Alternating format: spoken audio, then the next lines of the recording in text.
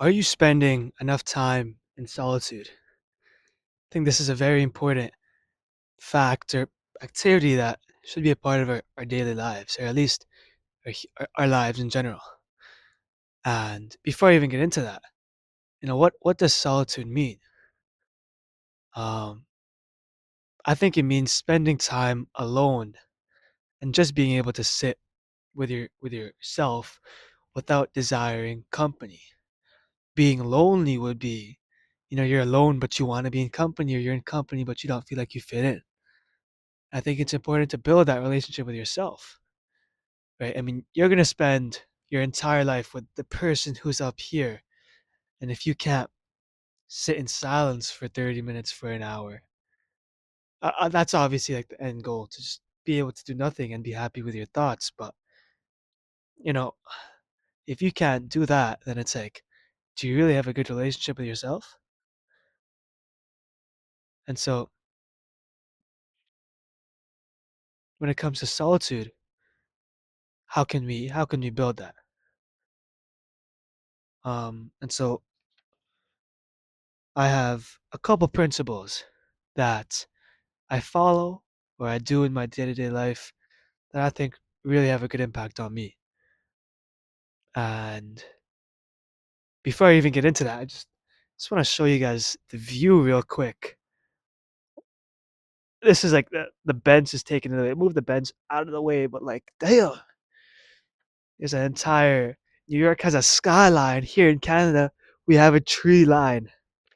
Tree line public school, if you know, you know. But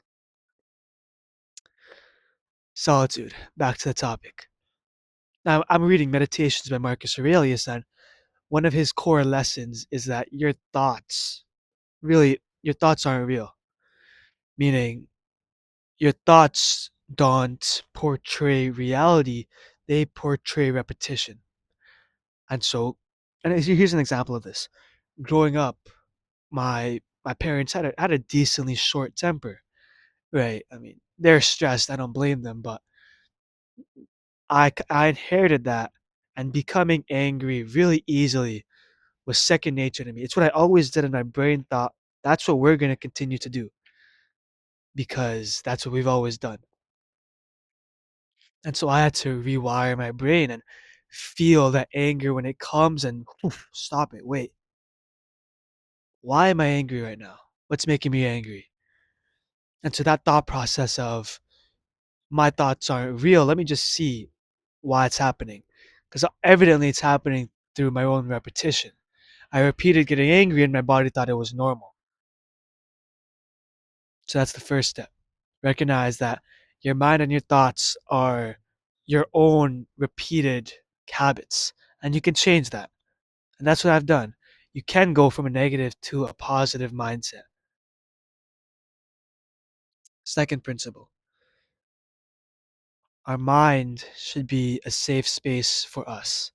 And this kind of ties back to the first one of your thoughts or even your emotions sometimes don't represent reality fully. Um, you should be able to sit, or you want to be able to sit with your thoughts. And we're all going to have bad thoughts. We all have things that hurt us, people that hurt us, and we have to sit through those pains. Right? I have my journal right here. I can't tell you how many journals I have. I've lost so many are in my drawers, but just the concept of digging through my past, my overthinkingness, my lack of confidence, the fact that I can experience that I'm able to grow as a person is a testament to how far I've come as a human being. Um, and yeah, and so how does this tie back?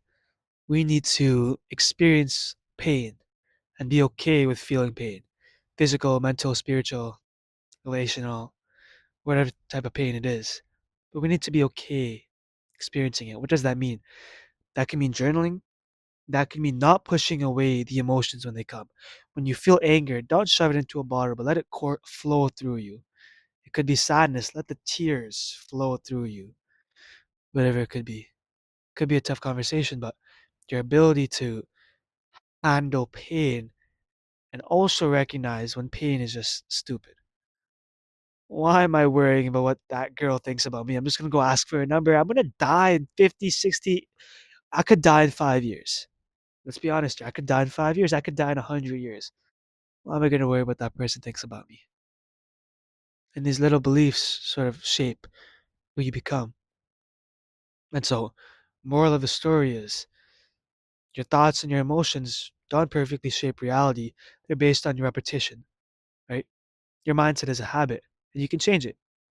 Obviously, it takes a longer time to change it if you're a little bit older. But that's okay.